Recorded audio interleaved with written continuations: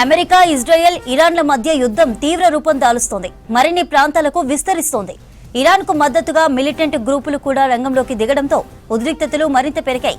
Iran ఆయుధాగారాలను America, Israel లక్ష్యంగా చేసుకుంటుండగా Gulf దేశాల్లోని చమురు శుద్ధి కేంద్రాలపై ఇరాన్ దాడులకు దిగుతోంది. హర్ముజ్ జలసంధిలో చమురు నౌకలపైన ఇరాన్ దాడులకు దిగుతోంది. ఈ మార్గం మీదుగానే ప్రపంచానికి 20% ఆయిల్ సప్లై అవుతోంది. ఈ దాడుల వల్ల ఆర్థిక వ్యవస్థలపై తీవ్ర ప్రభావం పడే అవకాశం ఉందని ఆందోళన వ్యక్తమవుతోంది. పశ్చిమాసియాలో యుద్ధంపై మరిన్ని డీటెయిల్స్ సదానందం లైవ్ ద్వారా అందిస్తారు. సదా, రోజు రోజుకి యుద్ధం అయితే తీవ్ర రూపం దాల్చుతున్నట్టు కనిపిస్తోంది. మరేంటి తాజా updates?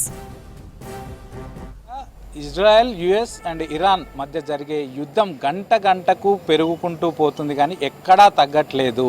So Iran supreme leader Khamenei మృతి తర్వాత ఇరాన్ ఇటు ఇజ్రాయెల్ అలాగే మిడిల్ ఈస్ట్ దేశాలు ఏవైతే ఉన్నాయో వాటిపైన కంటిన్యూస్గా అటాక్ చేస్తూనే ఉంది. అటు ఒకవైపు అమెరికా అండ్ ఇజ్రాయెల్ ఇవి రెండు కలిపి ఇరాన్ ప్రభుత్వానికి సంబంధించి ఆయుధాగారాలు ఎక్కడెక్కడ ఉన్నాయి, వాళ్ళ ఆర్మీ ఫోర్సెస్ ఎక్కడుంది, ఎయిర్ బేసెస్ ఎక్కడున్నాయి, నావల్ బేసెస్ ఎక్కడున్నాయి, వాటన్నిటిని ఐడెంటిఫై చేస్తూ వాటిపైన అటాక్ చేస్తుంటే ఇటు ఇరాన్ మాత్రం ఈ మిడిల్ ఈస్ట్ కంట్రీస్ ఏవైతే ఉన్నాయో కువైట్ కానీ, యూఏఈ కానీ, దుబాయ్ కానీ వీటన్నిటిలో యుఎస్ అమెరికాకు సంబంధించిన నావల్ బేసెస్ అలాగే దాంతోపాటు అమెరికాకు సంబంధించినటువంటి ఎయిర్ బేసెస్ ఎక్కడెక్కడ ఉన్నాయో వాటిపైన అటాక్ చేస్తుంది. దాంతోపాటు ఈ మిడిల్ ఈస్ట్ కంట్రీస్ అన్నీ కూడా యుఎస్కు సపోర్ట్ చేస్తున్నాయి. కాబట్టి ఈ మిడిల్ ఈస్ట్ కంట్రీస్లో ఉన్నటువంటి ఎక్కువగా చమురు ఆ నిల్వలు ఎక్కడెక్కడ ఉన్నాయి, అలాగే అక్కడ ఆయిల్ ఎక్కడ ప్రొడ్యూస్ అవుతుందో వాటిని టార్గెట్గా చేసుకుంటూ ఇరాన్ అటాక్స్ కంటిన్యూ చేస్తుంది. ఒకవైపు ఇజ్రాయెల్ పైన అటాక్ చేస్తుంది, ఇంకోవైపు మిడిల్ ఈస్ట్ గల్ఫ్ కంట్రీస్ ఏవైతే ఉన్నాయో వాటిలో ఉన్నటువంటి చమురు నిల్వలు అలాగే వాటిలో ఉన్నటువంటి ఇది LNG gas, liquefied natural gas ఎక్కడైతే ప్రొడ్యూస్ అవుతుందో ఆ ప్రొడక్షన్ సెంటర్ల పైన ఈ అటాక్ చేసుకుంటూ వస్తుంది. సో దీంతో ఎప్పుడైతే గల్ఫ్ కంట్రీస్కు ఈ మిడిల్ ఈస్ట్ కంట్రీస్కు సంబంధించిన ఈ ఎల్ఎన్జి అలాగే ఆయిల్ ప్రొడక్షన్ సెంటర్ల పైన అటాక్ చేస్తే అవి ఆ ఆయిల్ ప్రొడక్షన్ అంతా కూడా ఆపేస్తాయి. అప్పుడు ప్రపంచవ్యాప్తంగా దీని ఎఫెక్ట్ పడుతుంది, అలాగే ఆయా కంట్రీస్ పైన కూడా దీని ఎఫెక్ట్ పడుతుందని ఇరాన్ గుర్తించి సో ఇటు ఒకవైపు యుఎస్ బేసిస్ పైన యుఎస్ ఆర్మ్డ్ ఫోర్సెస్ పైన అటాక్ చేస్తూ మరోవైపు ఆయిల్ ప్రొడక్షన్ సెంటర్స్ అలాగే ఎల్ఎన్జి ప్రొడక్షన్ సెంటర్స్ పైన ఇరాన్ అయితే అటాక్ చేస్తూ వస్తుంది. సో మనం చూసాం నిన్న కువైట్లో ఉన్నటువంటి అక్కడ అమెరికన్ ఎంబసీ పైన నిన్న ఇరాన్ అటాక్ చేసింది. అలాగే దానికి కంటిన్యూయస్గా ఈరోజు మళ్ళీ రియాద్లో ఉన్నటువంటి అమెరికన్ ఎంబసీ పైన ఈరోజు అటాక్ చేసింది. ఈరోజు మార్నింగ్ అక్కడ ఇరాన్ నుంచి డైరెక్ట్గా డ్రోన్ల ద్వారా అక్కడికి బాంబులు పంపి దానిపైన అటాక్ చేశారు. సో ఈరోజు మార్నింగ్ నుంచి అందులో ఎవరూ లేకపోవడంతో అక్కడ ప్రమాదం అయితే తప్పింది, కానీ ఎవరైనా ఉంటే పెద్దగా ఇబ్బంది అయ్యే అవకాశాలు కూడా ఉండేది. సో ఇటు మిడిల్ ఈస్ట్ కంట్రీస్లో ఇరాన్ దాడులతోటి మిడిల్ ఈస్ట్ కంట్రీస్లో ఉన్నటువంటి అమెరికన్ పౌరులకు ఇప్పటికే అమెరికా చాలా వరకు సూచనలు చేసింది. వాళ్ళంతా కూడా ఎక్కడ ఉండకుండా ఒక సేఫ్ ప్లేసెస్కి వెళ్ళాలంటూ కూడా వాళ్ళకు చాలా వరకు ఆదేశాలు జారీ చేసింది.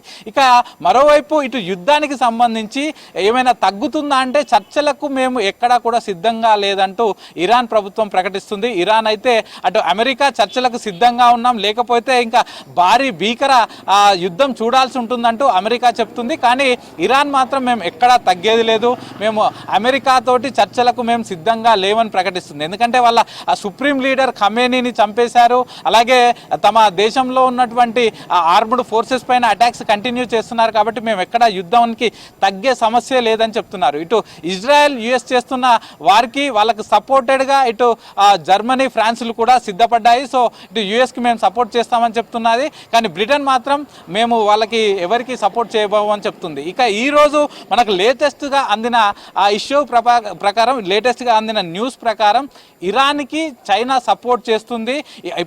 ఇప్పటికిప్పుడు ఇజ్రాయెల్ అండ్ యుఎస్ ఈ రెండు దేశాలు ఇరాన్ పైన దాడులు ఆపాలంటూ కూడా చైనా ప్రకటించింది. చైనాకు సంబంధించిన ఇరాన్ ఫారెన్ మినిస్టర్ తోటి కాసేపటి క్రితమే మాట్లాడారు. మీకు పూర్తిగా మీ దేశ సావర్నిటీకి మేము పూర్తిగా మద్దతు ఇస్తున్నామని చెప్తున్నారు. సో దీని వెనకాల అంటే ఇరాన్కు చైనా ఎందుకు మద్దతు ఇవ్వాల్సి వస్తుంది, ఇంత పెద్ద యుద్ధం జరుగుతున్నప్పుడు చైనా ముందుకు ఎందుకు రావాల్సి వస్తుందంటే చైనాకు వచ్చే ఇంపోర్ట్స్, ఆయిల్ ఇంపోర్ట్స్ కానీ ఎల్ఎన్జీ ఇంపోర్ట్స్ అంతా కూడా ఎక్కువగా ఇరాన్ నుంచే ఉంటుంది. సో ప్రపంచవ్యాప్తంగా ఎక్కడ ఈ ఆయిల్ ఎక్స్పోర్ట్స్ ఇంపోర్ట్స్ బిజినెస్ జరిగినా యుఎస్ డాలర్ రూపంలో జరుగుతుంది. కానీ ఇరాన్ మాత్రం ఇటు యుఎస్ డాలర్ రూపంలో జరగకుండా డైరెక్ట్గా ఇరాన్ కరెన్సీలో చైనాకి ఇటు క్రూడ్ ఆయిల్ను అమ్ముతుంది. దీంతో చైనాకి తక్కువ ధరలో, అంటే ఇతర దేశాల్లో మిడిల్ ఈస్ట్ కంట్రీస్లో దొరికే ఆయిల్ కంటే ఇరాన్లో దొరికే ఆయిల్ తక్కువ ధరలో వస్తుంది. వాళ్ళు ఎక్కువగా ఇంపోర్ట్స్ అన్ని కూడా ఇరాన్ నుంచే చేసుకుంటారు. సో ఇప్పుడు ఇరాన్ పైన యుఎస్ కానీ ఇజ్రాయెల్ కానీ అటాక్ చేయడంతో ఇరాన్ నుంచి వచ్చే ఆయిల్ అంతా కూడా అటు చైనాకి వెళ్ళే ఆయిల్ అంతా కూడా పూర్తిగా ఆగిపోతుంది. కాబట్టి ఇరాన్కి మేము సపోర్ట్ చేస్తున్నామంటూ ఇప్పుడు చైనా బయటకు వచ్చింది. ఎందుకంటే ఒకవైపు హార్మోజ్ జలసంధి గురించి కూడా మనం మాట్లాడుకోవాలి. సో ఇది హార్మోజ్ జలసంధి ఈ UAE Gulf countries, middle east countries ఏవైతే ఉన్నాయో అందులోని నుంచి వచ్చే ఆయిల్ అంతా ఎస్పెషల్లీ ఈ ఏషియన్ కంట్రీస్కు, మన ఇండియా కానీ చైనా కానీ అలాగే సౌత్ కొరియా కానీ జపాన్ కానీ ఇట్లాంటి మేజర్ కంట్రీస్కి అంతా కూడా ఈ హార్మోజ్ జలసంధి నుంచే ఆయిల్ అంతా కూడా ఎక్స్పోర్ట్స్ అవుతుంది, అక్కడి నుంచే ట్రాన్స్పోర్ట్ అవుతుంది. సో ఇప్పుడు ఇరాన్ హార్మోజ్ జలసంధి అంతా కూడా ఇరాన్ చేతుల్లో ఉంటుంది. సో ఇప్పుడు ఇరాన్ ఏం చెప్తుంది, అక్కడి నుంచి మేము ఒక్క షిప్ను కూడా అలో చేయబోమని చెప్తుంది. ఇప్పటికే అక్కడ ఉన్నటువంటి 3 షిప్పులను పేల్చేసింది. దీంతో అక్కడ ఆల్మోస్ట్ ఒక 1200 నుంచి 1300 షిప్లు అక్కడ రెడీగా ఉన్నాయి ఇటు సౌత్ ఏషియన్ కంట్రీస్కి వెళ్ళడానికి. అవన్నీ కూడా పూర్తిగా అక్కడ ఆగిపోయాయి. కాబట్టి ఈ ఎస్పెషల్లీ ఈ ఏషియన్ కంట్రీస్లో ఇప్పటికే ఈ చమురుది సంబంధించిన షార్టేజ్ స్టార్ట్ అయిపోయింది. ఎస్పెషల్లీ ఇండియా కానీ అలాగే లేకపోతే చైనా కానీ జపాన్ కానీ లేకపోతే సౌత్ కొరియా కానీ బంగ్లాదేశ్ కానీ పాకిస్తాన్ కానీ ఈ దేశాలన్నిటి కూడా ప్రస్తుతం అక్కడి నుంచి గల్ఫ్ కంట్రీస్ నుంచి రావాల్సిన చమురును మొత్తం కూడా పూర్తిగా ఆగిపోయింది, ట్రాన్స్పోర్ట్ అంతా ఆగిపోయింది. సో దీని ఎఫెక్ట్ ఆయా దేశాల పైన పడుతుంది. సో దీంతో ముందస్తుగానే చైనా ఒక అడుగు ముందుకేసి ఇరాన్కి మేము సపోర్ట్ చేస్తున్నామని చెప్తుంది. ఇక మరోవైపు ఈ యుద్ధం వల్ల ప్రపంచవ్యాప్తంగా ఇటు క్రూడ్ ఆయిల్ రేట్లు కూడా పెరుగుకుంటూ పోతున్నాయి. సో నిన్న క్రూడ్ ఆయిల్ రేట్ చూస్తే $71 ఉండేది. సో ఈరోజు మార్నింగ్ వరకు అది $82 చేరింది. అంటే ఆల్మోస్ట్ 9% ఇప్పటికీ ఇటు క్రూడ్ ఆయిల్ రేటు నిన్న పెరిగితే సో ఇప్పటి వరకు అది పోతూనే ఉంటుంది. ఎందుకంటే ప్రపంచానికి మొత్తానికి గ్లోబల్ మార్కెట్లో ఈ హార్మోజ్ జలసంధి నుంచే 20% ఆఫ్ ద ఆయిల్ ట్రాన్స్పోర్ట్ అవుతుంది, అక్కడి నుంచే వేరే దేశాలకు వెళ్తుంది. అలాగే మన సౌత్ ఏషియన్ కంట్రీస్కి 60% అక్కడి నుంచే వస్తుంది. సో అదంతా కూడా పూర్తిగా ఇప్పుడు ఆగిపోయింది. ఇరాన్ అక్కడి నుంచి ఒక్క షిప్ వెళ్ళినా కూడా వాటిపైన మేము అటాక్ చేస్తామని చెప్తున్నాయి. ఆల్రెడీ 3 షిప్ల పైన అటాక్ చేసింది. దానిలో ఒక ఇండియన్ సిటిజన్ కూడా మరణించారు. సో అక్కడి నుంచి ఆయిల్ ఎక్స్పోర్ట్ అంతా కూడా పూర్తిగా ఆగిపోయింది, ట్రాన్స్పోర్ట్ అంతా ఆగిపోయింది. కాబట్టి ఈ ప్రపంచ దేశాలకు ఈ గల్ఫ్ కంట్రీస్ నుంచి వెళ్ళే ఆయిల్ అంతా కూడా వెళ్ళట్లేదు. దీంతో షార్టేజ్ అనేది వస్తుంది. దీంతో ఆటోమేటిక్గా క్రూడ్ ఆయిల్ రేట్ కూడా పెరుగుకుంటూ పోతుంది. ఇక ఇండియా విషయానికి వస్తే ఇండియా మొత్తం మన దగ్గర ఉన్నటువంటి మనం ఉపయోగించే ఆయిల్లో 85% వివిధ దేశాల నుంచి ఇంపోర్ట్ చేసుకుంటుంది. మన ఇండియాలో 15% ప్రొడ్యూస్ చేస్తుంది. ఈ 85%లో 60% ఇదే హార్మోజ్, స్ట్రేట్ ఆఫ్ హార్మోజ్ నుంచే మన ఇండియాకు వస్తుంది. సో అదే స్ట్రేట్ ఆఫ్ హార్మోజ్ ప్రస్తుతం పూర్తిగా ఆగిపోవడంతో ప్రతిరోజు మనం ఇండియా ఇంపోర్ట్ చేసుకునే ఆయిల్లో 60% ఆగిపోయింది. కాబట్టి ఇండియా పైన కూడా ఎఫెక్ట్ ఉండే అవకాశం ఉంది. సో దీంతో ఇప్పుడు ఇండియా ఏం చేస్తుంది, ఇక్కడి నుంచి ఎలాగో వచ్చే అవకాశం లేదు. ఎందుకంటే వార్ అనేది కంటిన్యూ అయ్యే అవకాశాలు మనకు కనిపిస్తున్నాయి. అటు ట్రంప్ కూడా ఇప్పుడే స్టార్ట్ అయింది వారు, ఇది ఇంకొక 15 days వరకు కంటిన్యూ అవుతుందని చెప్తున్నారు.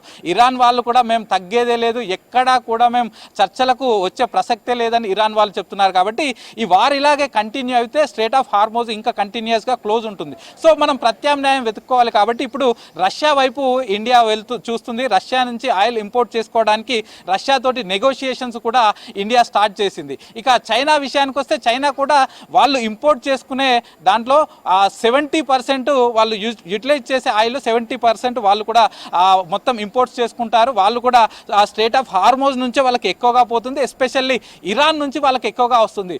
ఆల్రెడీ ఇరాన్లో ఉన్నటువంటి ఆయిల్ ప్రొడక్షన్ సెంటర్ల పైన యుఎస్ టార్గెట్ చేసింది. అక్కడ ప్రొడక్షన్ ఆగిపోయింది. ఇంకోటి ఆల్రెడీ ప్రొడక్షన్ అయ్యి ఉన్న ఆయిల్ని ఎక్స్పోర్ట్ చేయడానికి కూడా ఇటు స్ట్రేట్ ఆఫ్ హార్మోజ్ కూడా పూర్తిగా ఆగిపోయింది. కాబట్టి చైనాకి చాలా ఇబ్బంది అవుతుంది. వాళ్ళకు రావాల్సిన ఆయిల్ అంతా కూడా ఆగిపోవడంతో వాళ్ళకు చాలా మేరకు ఇబ్బంది అవుతుంది. అలాగే సౌత్ కొరియా, జపాన్ ఇట్లాంటి కంట్రీస్ కూడా ఎక్కువగా నెక్స్ట్ రష్యాతో మాట్లాడుకొని నెగోషియేషన్ చేసుకొని రష్యా నుంచి ఇంపోర్ట్ చేసుకోవడానికి అవైతే చూస్తున్నాయి. సో మొత్తానికి ఈ యుద్ధం వల్ల ఒకవైపు గ్లోబల్ టెన్షన్స్ రావడం, మరోవైపు గ్లోబల్ మార్కెట్స్ పైన ఎఫెక్ట్ పడడం, మరోవైపు మరోవైపు ఆయిల్ ఎక్స్పోర్ట్స్ అండ్ ఇంపోర్ట్స్ పైన ఎఫెక్ట్ పడడం, ఆయా దేశాల ఎకానమీ పైన కూడా ఇది ఎఫెక్ట్ పడే అవకాశం ఉంటుంది. సో ఆయిల్ ఎక్స్పోర్ట్స్ ఇప్పుడు స్ట్రెయిట్ ఆఫ్ హార్మోజ్ నుంచి ఆగిపోయినా కూడా ఏ దేశమైనా ఇట్లాంటి సమయ సందర్భాలు వస్తుంటాయని ముందుగానే ఊహించుకొని ఒక 90 days పాటు ఆయిల్ రిజర్వ్స్ అనేటి సేవ్ చేసుకొని పెట్టుకుంటుంది. సో 90 days వరకు ఒకవేళ మనకి ఇంపోర్ట్స్ పూర్తిగా ఆగిపోయినా సో మన దేశంలో అవసరమయ్యే దానికి పూర్తిగా సరిపోయే విధంగా 90 daysకు సరిపోయే విధంగా వాళ్ళందరూ సేవ్ చేసుకొని పెట్టుకుంటారు. సో దాంట్లో ఆల్మోస్ట్ ఒక 3-4 days నుంచి ఆల్రెడీ ఆగిపోయింది. ఇది ఇలాగే ఎస్కలేట్ అయిపోతే ఫ్యూచర్లో మరి ఈ క్రూడ్ ఆయిల్ రేటు ఇంకా పెరిగిపోవడం, ఈ ఆల్రెడీ నిల్వలు పడిపోవడం తోటి ఇంకా ఇబ్బంది అయ్యే అవకాశాలు ఉన్నాయి. కాబట్టి ఒకవేళ ఈ స్ట్రెయిట్ ఆఫ్ హార్మోజ్ ఓపెన్ చేస్తే ఆయా కంట్రీస్కి ఇటు ఎకానమీ పైన ఇబ్బంది పడకపోవడంతో పాటు ఆయిల్ నిల్వల పైన కూడా ఇబ్బంది అనేది చాలా వరకు తగ్గే అవకాశాలు అయితే కనిపిస్తున్నాయి. సో మొత్తానికైతే ప్రస్తుతానికి అటు ఇరాన్ అలాగే ఇజ్రాయెల్ అండ్ అమెరికా సిచ్యువేషన్ చూస్తే ఎక్కడా కూడా